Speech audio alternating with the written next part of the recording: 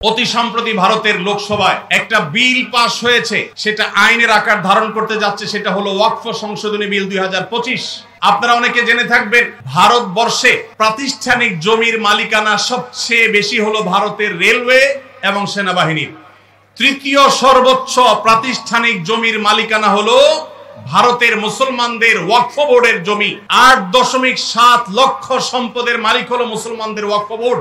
ফিলিস্তিন তো অনেক দূরে, আমাদের পার্শ্ববর্তী দেশ ভারতে যুগ যুগ ধরে যেভাবে মুসলমান নিধন চলছে, সংখ্যালঘুদের উপরে যেভাবে নির্যাতন চলছে, গোটা পৃথিবীর অন্য খুব কম দেশে এইভাবে সংখ্যালঘুদের উপর নির্যাতন হয়ে থাকে।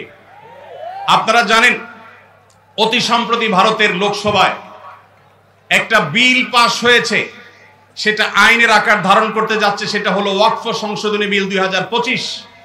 আপনারা অনেকে জেনে থাকবেন, ভারতবর্ষে প্রাতিষ্ঠানিক জমির মালিকানা সবচেয়ে বেশি হলো ভারতের রেলওয়ে এবং সেনাবাহিনীর।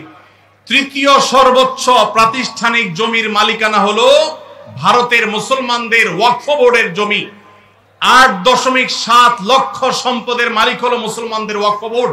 ইসলামের অন্যতম একটা সৌন্দর্য হলো মসজিদ, মাদ্রাসা, ইয়েতিমখানা, কল্যাণমূলক কাজ, এগুলো পরিচালনা করবার জন্য ওয়াকফের ব্যবস্থা রাখা হয়েছে ইসলামে। কেউ তার জমি জীবদ্দশায় ওয়াকফ করে গেলে কিয়ামত পর্যন্ত সেই জমি যে উদ্দেশ্যে ওয়াকফ করে যাওয়া হয়েছে সে উদ্দেশ্যে ব্যয় করতে হবে। ওয়াকফের জমি কেউ বিক্রি করতে পারে না, এক্সচেঞ্জ করতে পারে না, দখল করতে পারে না। যে উদ্দেশ্যে ওয়াকফ করা হয়েছে এটার পরিপন্থী কোনো কাজ করা যায় না। ওয়াকফের এই চমৎকার উদাহরণের কারণে পৃথিবীতে কল্যাণমূলক কাজ আজীবন বেঁচে থাকবে। সেই সাস্টেইনেবল ওয়াকফের মাধ্যমে সাস্টেইনেবল ডেভেলপমেন্টের ব্যবস্থা ইসলাম রেখেছে।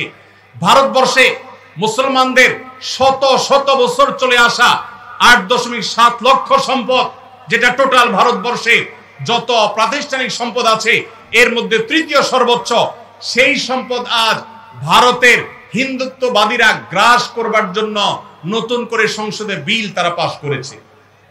আপনারা জানেন, এই বিলে সুস্পষ্টভাবে বলা হয়েছে যে মুসলমানদের ওয়াকফ বোর্ড, যেটা নিতান্ত ইসলামিক একটা বিষয়, এটা এতদিন পর্যন্ত মুসলমানরাই পরিচালনা করে আসতো। এখন রাজ্য এবং কেন্দ্রীয় ওয়াকফ বোর্ডে দুজন অন্য ধর্মাবলম্বী অমুসলমান হিন্দু তাদেরকে বাধ্যতামূলকভাবে ওয়াকফ বোর্ডে অন্তর্ভুক্ত করার জন্য আইন করা হয়েছে। তার মানে মুসলমানদের মসজিদ পরিচালনার জন্য মুসলমানদেরকে ঢুকাইতে হবে কমিটিতে। এরকম ন্যাক্কারজনক, এরকম জঘন্য বিল আজকে তারা লোকসভায় পাশ করেছে। আমরা বাংলাদেশের এই প্রান্ত থেকে এই জঘন্য মুসলমানদের স্বাধীনতা হরণকারী, মুসলমানদের অধিকার খর্বকারী এই কালো আইন যেটা হতে যাচ্ছে, সেটার বিরুদ্ধে আমরা তীব্র নিন্দা এবং প্রতিবাদ জানাচ্ছি। ভাইরা আমার, আমাদের দেশের পান থেকে চুন খসলেই যারা সংখ্যালঘু অধিকার বলে চিৎকার চেঁচামেচি করে আর নিন্দা জ্ঞাপন করে, তারা যুগ যুগ ধরে যে মুসলমান নিধন করে আসছে, সেখানে সামান্য একটু গোশত পাওয়া যাওয়ার কাল্পনিক অভিযোগের ভিত্তিতে দিন দুপুরে মানুষকে পিটিয়ে মেরে ফেলা হয়। হোলির রং গায়ে মাখতে না চাওয়ার কারণে দিন দুপুরে পিটিয়ে মানুষকে মেরে ফেলা হয়। তাদের উৎসবের নাম দিয়ে মুসলমানদের মসজিদগুলোকে ভাঙা হয় বুলডোজার দিয়ে। যেখানে 1000 বছরের পুরাতন বাবরি মসজিদ ভেঙে সেখানে রাম মন্দির নির্মাণ করা হয়। ওয়াকফ বোর্ডের উপরে কর্তৃত্ব প্রতিষ্ঠা করার মাধ্যমে মুসলমানদের লক্ষ লক্ষ সম্পদ, এটাকে হিন্দুরা তাদের মতো করে মসজিদ মাদ্রাসাগুলোতে আরো বহু রাম মন্দির প্রতিষ্ঠা করার আইনি ভিত্তি তারা তৈরি করেছে। এই কালো আইন, এই বিলের বিরুদ্ধে আমরা তীব্র প্রতিবাদ এবং নিন্দা জ্ঞাপন করছি। আমাদের দায়িত্ব হবে প্রত্যেকটা মানুষ ভারতবর্ষের মুসলমানদের বিরুদ্ধে এই ঐতিহাসিক জঘন্য যে পদক্ষেপ ভারত সরকার নিতে যাচ্ছে, এর বিরুদ্ধে প্রত্যেককে যার যার জায়গা থেকে প্রতিবাদ জানাতে হবে। ওয়াকফ সম্পদ এটা মুসলমানদের অধিকারের ব্যাপার, সামাজিক এবং ধর্মীয় অধিকারের ব্যাপার। মুসলমানদের সে অধিকার থেকে তারা বঞ্চিত করছে। একের পর এক কালো আইন করে করে মুসলমানদেরকে বঞ্চিত করা হচ্ছে। আমরা নিন্দা জানাই। সেই সাথে ভারতের একটা আইন আছে, 12 বা 13 বছর যদি কেউ কোনো জমি নির্বাধায় দখল রাখতে পারে, সে সেটা মালিকানা দাবি করতে পারে।